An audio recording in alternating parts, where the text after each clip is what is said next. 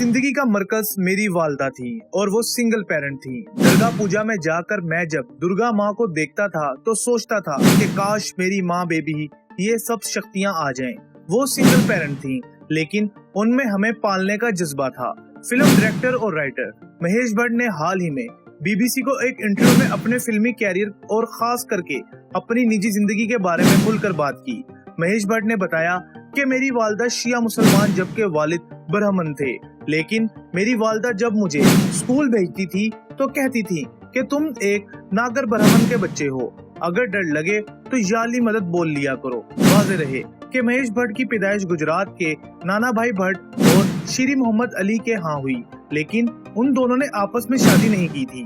BBC के साथ interview में महेश भट्ट ने जिंदगी, खानदान और इंसानी रिश्तों जैसे मौजूआत पर बात करते हुए कहा कि एक दूसरे के करीब आने का तरीका ही ये है कि हम वो दिखाएं जो हम हैं, वरना हम अपने मास्क को अपने चेहरे समझने लगते हैं, फिर वो मास्क आपके चेहरे को आहिस्ता आहिस्ता निकल जाता है।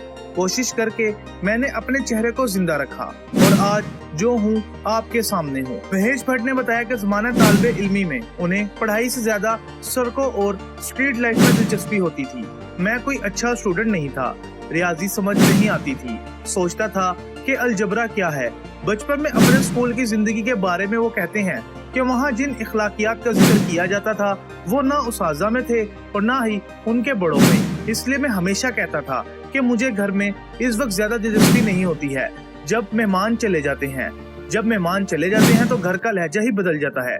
वहाँ पर सिनेमा बसता है, वहाँ पर कहानियाँ होती हैं, वहाँ पर हम रहते हैं।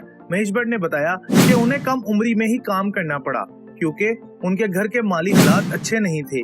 उन्होंने बताया कि मेरे वालिद को 2 घर चलाने थे, तो मेरी वालदा कहती थी कि पैसे लेकर आना वरना घर मत आना। मैं अपनी वालदा का शुक्रगुजार हूँ कि उन्होंने बचपन में मुझे ये कहा। मैंने 15 वर्ष की उम्र में कमाना शुरू कर दिया और उसके बाद आज तक कोई ऐसा दिन नहीं आया कि मैंने काम ना किया हो। फिल्म इंडस्ट्री में आने से कबल महेश भट्ट ने और भी बहुत से काम किए। उन्होंने बताया कि वो एयर फ्रेशनर भी बेचा करते थे।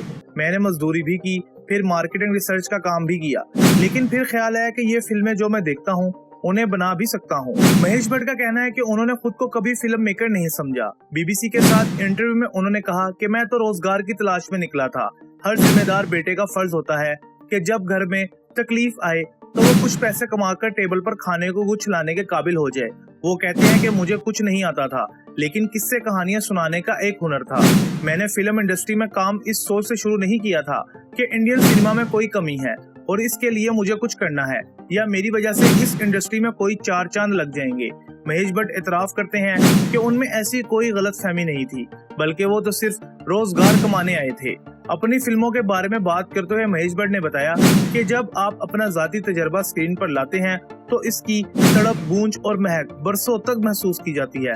वो कहते हैं कि ये ही वजह है कि उनकी मशहूर फिल्में अर्थ 4 दहाइयां गुजरने के बाद भी लोगों और आजकल के नौजवानों को भी पसंद आती हैं। ये कोई ढकी छुपी बात नहीं कि अर्थ महेश भट्ट के हकीकी जिंदगी से ले ली गई एक कहानी है जिसमें फिक्शन जोड़कर उसे फिल्म के तौर पर बनाया गया था।